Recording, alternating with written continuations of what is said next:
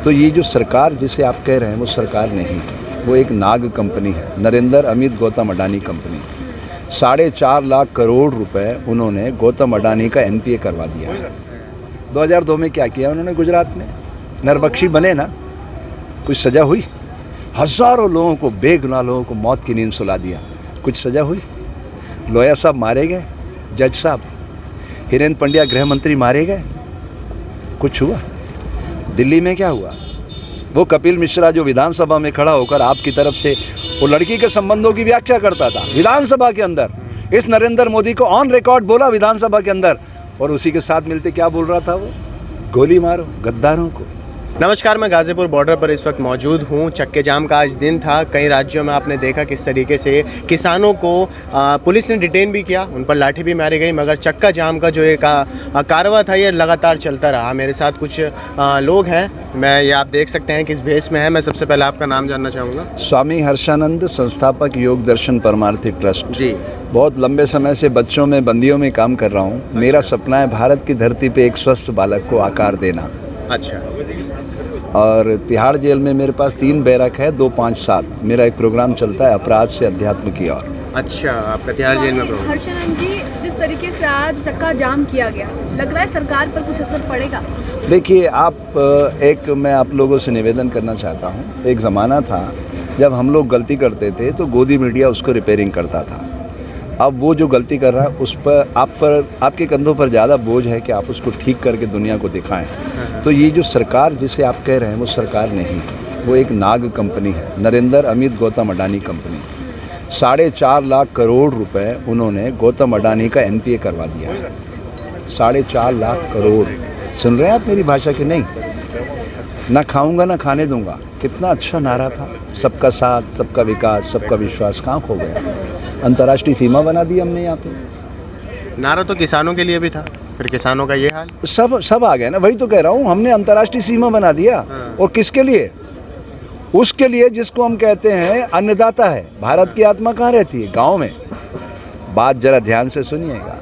दुनिया की सारी वस्तुओं की कीमत बेचने वाले तय करते हैं, किसान की फसल की कीमत खरीदने वाला तय करता है, बिना ये जाने उसकी उत्पादन लागत भी निकली या नहीं। उसका परिणाम क्या होता है? भारत का किसान ऋण में जन्म लेता है, ऋण में पलता है, ऋण चुकाने के लिए पीढ़ियों पर छोड़ के चल देता है। मैं आप लोगों से पूछना चाहता हूँ, पैसे से गेहूँ खरीद सकते हैं आप, पैदा कर सकते हैं? बिल्कुल नहीं, धरती पुत्र बनना पड़ता है। तो ये धरती पुत्र की आवाज़ प्रकृति स्वयं चला रही है। आप ये भ्रम निकाल दीजिए ये पंजाब और हरियाणा से आंदोलन चल रहा है, नहीं। इस आंदोलन को प्रकृति स्वयं खड़ा कर रही है, स्वतः स्फूर्त। उसके पीछे बहुत बड़ा रहस्य है प्रकृति का, उसको समझना होगा। भारत एक लोकतांत्रिक प्रयोगशाला है। 1857 में आज़ादी का आंदोलन शुरू हुआ, 1947 में परवान चढ़ा। असंख्य धर्मयोद्धाओं ने अपने खून से सींचा इस आज़ादी को, उनकी आत्मा करहा रही है। वो लोकतंत्र देखना चाहते हैं भारत की भूमि पर। इसलिए भारत की भूमि पर स्वयं किसान को उन्होंने झंडा हाथ में दे दिया है, प्रकृति ने स्वयं। समझ रहे हैं? मैं सनातन से आता हूँ। ये सेफ्रॉन कलर ये कहाँ से आया? रंगों की भाषा डॉक्टर सीवी रमन ने 1930 में दुनिया को दी थी, 51 साल पहले। 51 सालों में हमने कुछ नहीं किया, खाया पिया, भोगा और नष्ट होते रहे। वो रंगों की भाषा क्या है पहले तो ध्यान से समझिए। ये सूर्य की पहली और अंतिम किरणें हैं, समाज को प्रकाशित करता है सूर्य। अकेला सूर्य ब्रह्मांड की मशाल थामे खड़ा है। फिर बीच में कौन सा रंग आता है? सफ़ेद। वो जल का कलर है, जल समृद्धि का सूचक होता है। ओके। फिर नीचे आता है हरा कलर।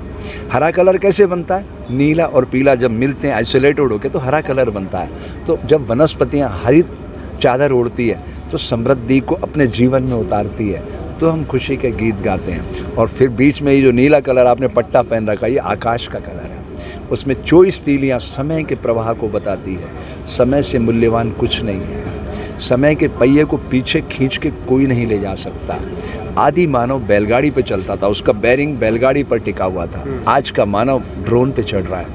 अब ये मेरे भोले भाले किसान कभी ट्रैक्टर रैली निकाल रहे हैं, कभी चक्का जाम कर रहे हैं, कभी ये मौन पे बैठे हैं, उपवास कर रहे हैं। अब उन पुराने टोटकों से आप जंग जीत सकोगे? सामने कौन खड़ा है पता है आपको? वो गुजराती व्यक्ति खड़ा जो पानी को बेचना जानता है। समझिएगा आप। और ये लोग तो बेचारे परिश्रम करके फिर वांचक खिलाते हैं, प्रकृति से प्यार करते हैं, पुरुषार्थ करते हैं और फिर सबको प्रेम से खिलाते हैं। और सामने पानी बेचने वाला खड़ा है। अब उसके बाद तो 100 वाट का बल्ब है, आप 15 वाट उसके सामने लगाओगे, टिकोगे? इसलिए मैं 1000 वाट का बल्ब बताना चाहता हूँ। ये 1000 वाट का बल्ब आपका ये मोबाइल है। तो ये रंगों सुनिएगा, जी इसका हल बता रहा हूँ। जी जी अगर तीसरा ट्रोल भारत की धरती का पूरे वर्ल्ड में पहुंच गया इस मोबाइल के जरिए, देखिए आप सोशल मीडिया के बंदे हैं, तो वो जो नैरेटिव मीडिया चलाता ना, गोदी मीडिया, उसके तो बैंकॉक से जो लाइनें मिली हुई उसी ट्रैक पे यहाँ आके समाप्त हो जाता है। उसको कोई अमेरिका में, जर्मनी में, कनाडा में कोई नहीं देख रहा है, आपको पूरी दुनिया देख रही है। समझ रहे हैं आप जाके व्हाट्सएप पे, इंस्टाग्राम पे, गूगल पे स्वामी हर्षानंद टाइप करो, ये स्वामी हर्षानंद आ जाएगा और वो कहेगा दुनिया की सारी वस्तुओं की कीमत बेचने वाले तय करते हैं, किसान की फसल की कीमत खरीदने वाला तय करता है। कब तक चलेगा? 303 लोग हैं ना उसके पास, उसको ये अहंकार है, लेकिन उसको ये पता नहीं है ये 303 लोग दिए किसने। इसी अन्नदाता ने अपने हाथ से 303 लोग वहाँ पहुँचाए हैं। और जब ये फसलें उगाना जानता है ना तो इसको काटता भी है। 2024 आने में वक्त नहीं लगेगा, लेकिन जब इलेक्शन आते हैं तब ये मुद्दे कहीं खो जाते हैं और वही मुद्दे घिसे पिटे राम मंदिर, हिंदू मुस्लिम, वही सब काम आता है। तो उसके लिए तो आपको समझना चाहिए कि वोटों का ध्रुवीकरण ये लोग करते हैं, तो ड्यूटी क्या है आपकी? आप मीडिया में क्यों आए हैं? आप प्रजातंत्र का चौथा स्तंभ अपने आप को स्वयंभू मानते हो ना, कि आप लोग चौथा स्तंभ हो। आप चौथा स्तंभ नहीं हो, ये वायरस दिमाग से निकालो। आप मिरर हो, दर्पण। उस दर्पण पे भी इतनी धूल जम गई है कि असली हमारा चेहरा दिख ही नहीं रहा है कि क्या हो रहा है देश के अंदर। देश के अंदर क्या हो रहा है, समझ रहे हैं आप? मैं हिंदू, मैं मुस्लिम, मैं सिख, मैं ईसाई।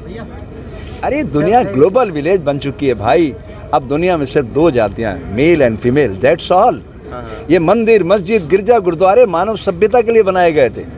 आपको क्या लगता है लड़ाई झगड़े के लिए बनाए गए थे? बिल्कुल नहीं। लेकिन हमने क्या किया? वोटों के ध्रुवीकरण के लिए समाज को खंडित कर दिया ना। तो ये भारत एक लोकतांत्रिक प्रयोगशाला है। अगर ये सरसब्ज होती है तो दुनिया खुशहाली के गीत गाएगी। तो ये जो रंगों की भाषा भी आपने हमें समझाई, रंगों का मतलब समझाया, ये बात प्रधानमंत्री मोदी जी को समझा दीजिए, क्या पता हल निकल जाए। देखिए, जब हम लोग शाखा में काम करते थे जी तो हम गीत गाते थे, हाँ पूर्वा के संग संग झूमे। पूर्व दिशा से सूर्य का उदय किधर से होता है? किधर से आता है सूर्य? पूर्व दिशा से आता है ना। सूर्य आता है, उदय होता है, अस्त होता है, सनराइज सनशेड। मानते हैं आप लोग? बिल्कुल गलत है ये। ना सूर्य उदय होता है ना अस्त होता है। धरती घूम रही है, एंगल बनाती है। What is angle? 90 डिग्री पर हम खड़े हैं। 90 डिग्री पर स्थायी रूप से कौन खड़ा है? एक पेड़ खड़ा है। वो हर पत्ती को ऑक्सीजन फैक्ट्री में तब्दील करता है, छाया देता है, फल देता है, वृष्टि को आमंत्रित करता है, धरती की कोख में उतारता है और फिर ग्रीष्म ऋतु में उलीझ कर हमारे अधरों तक पहुंचाता है। मरने के बाद हमारे घरों की शोभा बढ़ाता है। यह है 90 डिग्री एंगल का इम्पैक्ट। हम क्या कर रहे हैं? मूविंग है। तो हमारी ड्यूटी तो ज़्यादा बड़ी है ना कि छोटी है उससे? बताओ आप। स्वामी जी, हम समझ रहे हैं। 2014 के बाद जब भी कोई विरोध प्रदर्शन होता है, सरकार उसे अपने विरोध बताने के चक्कर में आतंकवादी, खालिस्तानी बता देती है। CNRC में भी यही हुआ और अभी भी यही हो रहा है। तो इसके पहले क्या होता था? आपके देश में लोकतंत्र आ गया। अरे लोकतंत्र का भारतीय संविधान का पहला पेज पढ़ा है क्या आप लोगों ने? आप लोगों ने पढ़ा है? समाज, आम आदमी को तो छोड़ दो, आप मीडिया पर्सन हो ना, आप लोगों ने पढ़ा है? नहीं पढ़ा है। आप समझिए, भारतीय संविधान 299 महापुरुषों ने लिखा है। आप कह रहे हो डॉक्टर अंबेडकर ने लिखा? अंबेडकर जी ने लिखा है, वो ड्राफ्टिंग कमेटी के हेड थे। 299 महापुरुषों ने दुनिया के पवित्र विचारों को एकत्रित करके भारतीय संविधान को निर्मित किया। एक पुस्तक पढ़िएगा आप लोग पहले, मीडिया पर्सन बनने से पहले, repromulgation of ordinance, fraud on the constitution of India. आपको पता चलेगा धज्जियां उड़ा रहे हैं ये लोग। ये लोग कौन हैं? ये गैर जिम्मेदार लोग हैं। ये वहाँ पहुँचे कैसे? आपके हमारे वोट से। अगर आप अपने वोट का सदुपयोग करेंगे तो पहुँच जाएंगे वहाँ। नरेंद्र मोदी 2019 में क्या कह रहा था? आप लोग मेरे प्रतिनिधि मत देखो, मुझे देखो। हमने वोट दिए कि नहीं दिए उनको? गुंडे, मावाली, अपराधी किस्म के लोग सदन में पहुँच गए। किसकी गलती है? हमारी गलती है। हमने अपने हाथ से गलत वोट किया है। बबूल के पेड़ पे आम आ जाएंगे? समझिए, आप अपनी गलती को रिपेयरिंग कीजिए, उसको गाली देना बंद करिए। तो उनकी मीठी मीठी बातों में क्यों फंस जाती है? यस, बात यह है साहब, वो गुजरात से आता है और उसने उस प्रतिशोध को अपने ऊपर झेला है। 25 जून 75 को नकली सरदार बना था। हम दोनों मीसाबंदी थे। 25 जून 75 गिरा तो भाग गया, अहमदाबाद से कच्छ पहुंच गया, भुज, जहाँ भुज में भूकंप आया था। 21 महीने नकली सरदार जी बन के रहा। ये सरदार जी की शक्ल दिखाना, नकली सरदार बन के रहा वो, ऐसे ही गेटअप था उसका। वो तो अभी भी इन्होंने मत्था अरे सुनो तो सही, असली सरदार का मतलब समझिए आप। 1% भी अगर इस इल्म को अपने शरीर में उतार लेता, आज वो महात्मा गांधी से बड़ा लीडर होता इस धरती पर। रियली उसको तो इतना प्यार दिया था भारत के लोगों ने, उसने क्या किया? उस प्यार का इतना दुरुपयोग, 4.5 लाख करोड़ गौतम अडानी को छुड़वा दिया। गुजरात में बिना रजिस्ट्री के गौतम अडानी के खातों में ज़मीन चढ़ रही है 7/12 में। कैसी चढ़ रही है आप बताइए? वहाँ लोग डरे हुए, कलेक्टर IAS IPS जेलों में सड़ रहे हैं अच्छे। 2002 में क्या किया उन्होंने गुजरात में? नरबख्शी बने ना, कुछ सज़ा हुई? हज़ारों लोगों को, बेगुनाह लोगों को मौत की नींद सुला दिया, कुछ सज़ा हुई? लोया साहब मारे गए, जज साहब, हिरेन पंड्या गृह मंत्री मारे गए, कुछ हुआ? दिल्ली में क्या हुआ? वो कपिल मिश्रा जो विधानसभा में खड़ा होकर आपकी तरफ से वो लड़की के संबंधों की व्याख्या करता था विधानसभा के अंदर, इस नरेंद्र मोदी को ऑन रिकॉर्ड बोला विधानसभा के अंदर, और उसी के साथ मिलते क्या बोल रहा था वो? गोली मारो गद्दारों को। और वो डिप्टी फाइनेंस मिनिस्टर मिस्टर अनुराग क्या बोल रहा था? गोली मारो गद्दारों को। कुछ हुआ? किसानों के ऊपर झूठे मुकदमे कायम कर रहे हो। लाल किले में अपने, आप एक बार बताओ, लाखों किसान मिलके भी दिल्ली में नहीं पहुंच पा रहे हैं, लाखों किसान। वो 5000 लोग लाल किले में कैसे पहुंच गए 26 जनवरी को? किसने पहुंचाया? किसने षड्यंत्र किया? इसकी जांच कौन करेगा? कोई है ऐसी एजेंसी जांच करने वाली भारत में? सारे सिस्टम पे कब्जा कर चुके हैं। इसलिए मेरी आप सबसे हाथ जोड़ के प्रार्थना है, ये कोई सरकार नहीं है, प्राइवेट कंपनी है ये। आप लोग प्राइवेट कंपनी कहना शुरू करो। मैंने नाम दे दिया, नाग, नरेंद्र अमित गौतम अडानी कंपनी। आपने कभी अपनी ज़िंदगी में सुना कि एक ही स्टेट से प्रधानमंत्री और गृहमंत्री दोनों ताकतवर पोस्ट हो? अगर दिल्ली की पुलिस अरविंद केजरीवाल को प्रोटोकॉल करती, अगर दिल्ली की पुलिस वहाँ की राजनीतिक पार्टी के हाथ में होती, दृश्य कुछ और होता। आज ये सब अंदर होते और सारे किसानों को वहाँ प्लेटफॉर्म पे मौका मिलता अपनी बात कहने का। आप समझिए, पुलिस, दिल्ली पुलिस केंद्रीय गृह मंत्रालय के अधीन आती है। वो केंद्रीय गृह मंत्रालय कौन चला रहा है? अमित शाह, वहम का व्यापारी। वहम का व्यापार समझते हैं? NCDX का व्यापारी था वो, सपने बेचता था, आपका जेब हल्की करने का धंधा करता था। उसको तो इतना बड़ा पद दे दिया, और वो गृह मंत्री भी उसी स्टेट का, गुजरात का, प्रधानमंत्री भी उसी स्टेट का। मैंने ज़िंदगी में 64 साल की उम्र में पहली बार देखा दोनों ताकतवर पोस्ट एक स्टेट के पास है। ये सत्ता का विकेंद्रीकरण है। ये तो महात्मा गांधी का मजाक बना रहे हैं। महात्मा गांधी की तस्वीर को लटका के इतनी मालाएं पहना दी कि विचार ही दफन हो गया हो। इसलिए मैं किसानों से प्रार्थना करता हूँ, उस गांधी को उतारो, हटाओ मालाएं, अपने शरीर में उतारो अहिंसा को, इतनी बड़ी कर दो अहिंसा कि सब छोटे पड़ जाएंगे। और उसमें सबसे बड़ी भूमिका आप सोशल मीडिया की है। इनकी पवित्रता को दिखाओ, इनकी सेवा को, इनके शौर्य को, पराक्रम को, वीरता को, और इनकी पवित्रता को दिखाओ दुनिया में, कि जिन्हें ये खालिस्तानी आतंकवादी पाकिस्तान प्रायोजित बता रहे हैं, देखो ये कौन लोग हैं। ये भारत की आत्मा है, और आत्मा को छलनी करने का दुस्साहस जो व्यक्ति कर रहा है वो नरेंद्र दामोदर दास मोदी है, ठीक है। और उसके चारण भाट है नरेंद्र सिंह तोमर जैसे लोग, वो गैर जिम्मेदारी का परिचय दे रहे हैं। सदन के अंदर बेचारे थोड़े से लोग हैं विपक्ष के, 303 तो इन्हीं के हैं, और 303 में से 290 तो बिल्कुल यस मैन है। तो मौलिक विचार रखने वाले कितने लोग हैं? स्वामी जी, जिस तरह से किसान का मुद्दा क्या अंदरूनी मुद्दा रह गया है आज के? सॉरी, किसान का मुद्दा क्या घरेलू मुद्दा रह गया है आज के टाइम? नहीं, किसान का मुद्दा तो अंतर्राष्ट्रीय मुद्दा बन चुका है। सरकार क्यों बोल रही है? सरकार के जितने फिर वही सरकार, इतनी देर से मैं बोल रहा हूँ तो मेरी गई भैंस पानी में। सरकार नहीं है, ये प्राइवेट कंपनी है, नाग, नरेंद्र अमित गौतम अडानी कंपनी। सरकार होती 2 घंटे में समस्या का हल खोज लेती। अभी देखिए, हमारे यहाँ सापनाथ और नागनाथ की व्यवस्था रही है।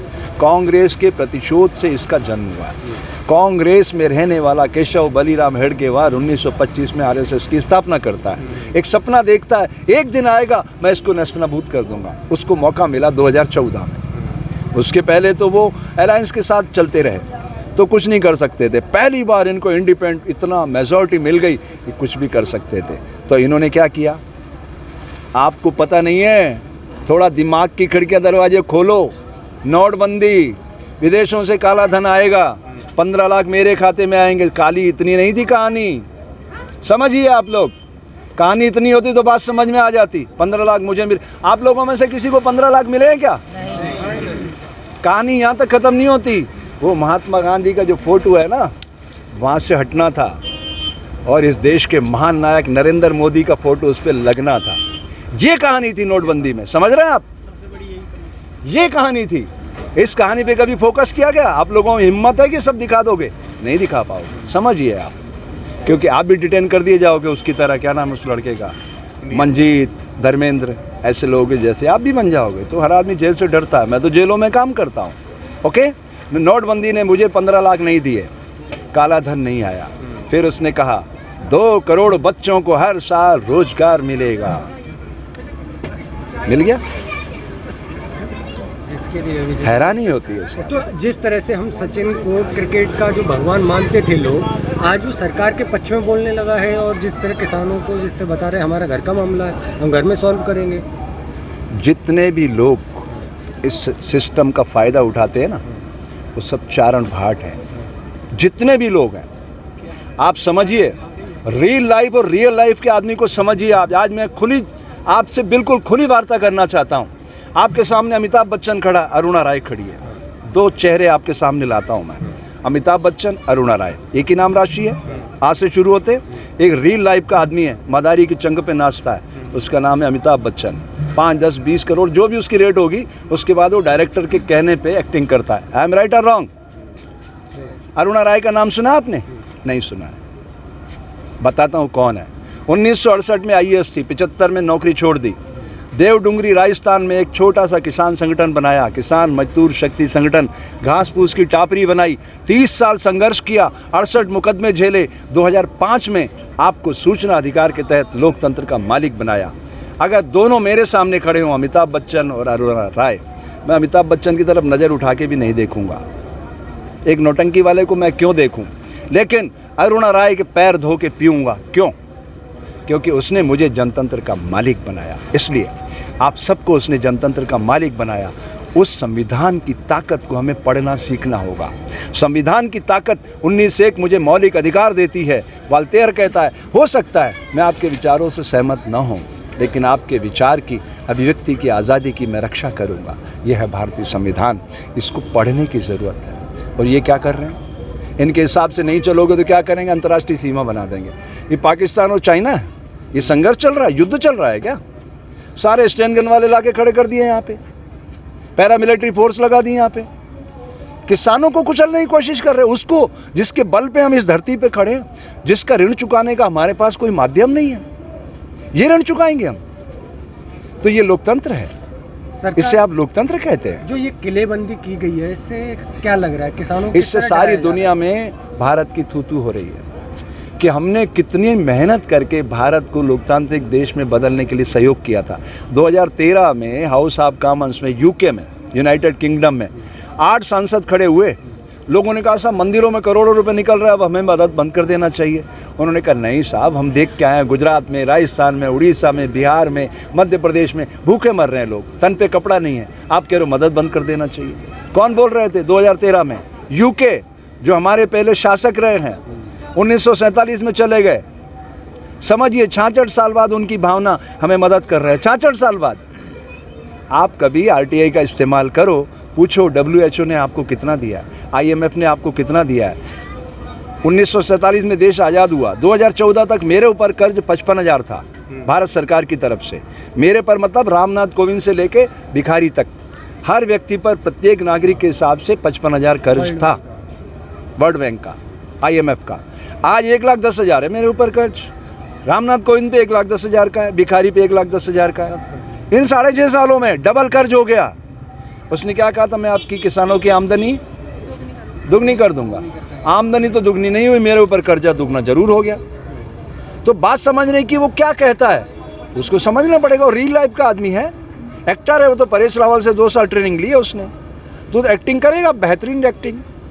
अब ये आप लोगों को तय करना है। योगी आदित्यनाथ कहते हैं मेरे राज्य में राम राज्य, आप भी एक स्वामी हैं, कितना सहमति रखते हैं? योगी आदित्यनाथ मेरा छोटा भाई है, वो गोरक्षनाथ संप्रदाय से आता है, मैं जूना अखाड़े से आता हूँ।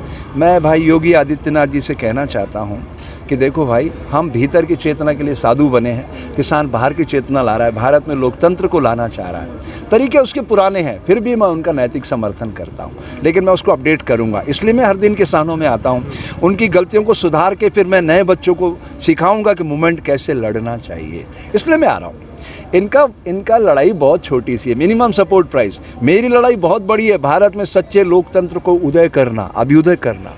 मेरी लड़ाई बहुत लंबी है, बड़ी है, विज़न बड़ा है, उसके लिए बहुत लंबी यात्रा करना होगी, इसलिए मैं बच्चों में काम कर रहा हूँ। लेकिन योगी आदित्यनाथ जी से मैं अपेक्षा करता हूँ कि हम साधु बने, आप ये नेटवर्क खुलवाओ, ये सारे ये हटाओ, ये जो कर रखा है इन्होंने ड्रामेबाजी, ये सारे रास्ते, और इनके लिए आप सब इनकी सारी व्यवस्था करो और इनको सुनो, इनके साथ विचार साझा करो, तो आपकी इमेज बढ़ेगी, साधुता की इमेज बढ़ेगी। ठीक है, राजनीति में क्या होता है, हमारा अंतिम लक्ष्य कुर्सी होता है, लेकिन साधु का लक्ष्य ये नहीं होता।